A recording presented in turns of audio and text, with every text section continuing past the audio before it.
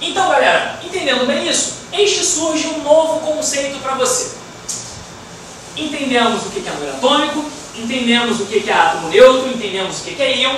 Este surge um conceito que cai bastante em concurso, galera. Este surge o seguinte conceito. O conceito de massa atômica ou número de massa, perfeito?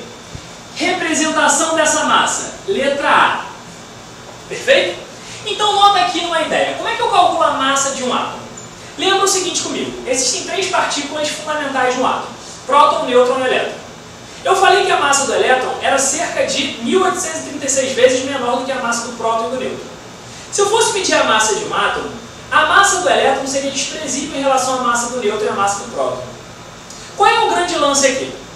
O grande lance é perceber que quando a gente vai calcular a massa de um átomo é o somatório do número de prótons e do número de nêutrons. Então eu somo o número de prótons e o número de nêutrons e não precisa somar o elétron, já que a massa dele é desprezível. Então essa fórmula ela tem que ficar guardada na sua cabecinha. A é igual a P mais N. Ainda tem uma vertente dessa fórmula, lembrando que o número de prótons é sempre igual ao número atômico, que eu posso escrever que A é igual a Z mais N. Então, com essa fórmula daqui, eu consigo identificar algumas coisas em relação ao átomo. Por exemplo, quando eu olho para o átomo de carbono, pela tabela periódica, ele apresenta número atômico 6.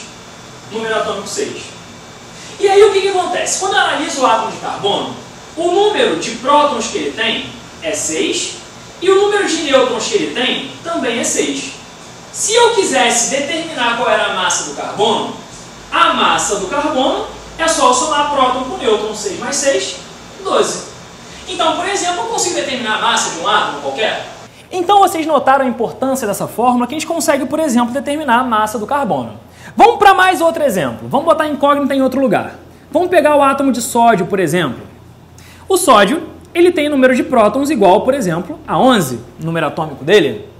E a massa, vamos supor que você saiba, e a massa dele é 23. Como é que eu posso descobrir o número de nêutrons? Para descobrir o número de nêutrons, fica até muito simples. Substitui na fórmula. P é igual a 11, A é igual a 23, passo o 11 para a esquerda, 23 menos 11, esse valor foi igual a 12. Então, qual é o grande mistério, né, dessa fórmula? Você consegue determinar qualquer coisa ali dentro. É uma fórmula extremamente importante para você, meu aluno. Guarda ela, que você vai usar bastante ela nos seus exercícios. Então, a gente tem 2 conceitos importantes, de 2 números que não foram os números que apareceram até agora. O número de massa, que eu representei aqui, e o número atômico. Esses 2 números, quando a gente escreve, quando a gente representa um átomo, a gente pode colocá-los na representação desse átomo. Então, como é que a gente pode, por exemplo, representar esse átomo? Por definição, a gente vai escrever, olha para cá, a massa, vai escrever o símbolo do elemento, o número atômico vem embaixo e a massa desse cara vem em cima. Então, eu escrevi o número atômico 11 e a massa vem em cima.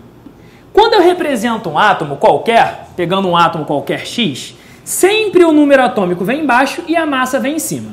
Calma, se você não viu do lado esquerdo ou do lado direito, tanto faz. Você pode colocar, a massa está em cima, só que ela pode estar do lado direito ou do lado esquerdo. O número atômico pode estar do lado esquerdo ou do lado direito.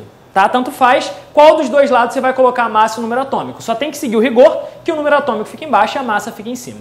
Tá ok? Então essa daí pra gente vai ser a representação do nosso átomo. Entendido bem isso? Pegaram bem a ideia do uso dessa fórmula?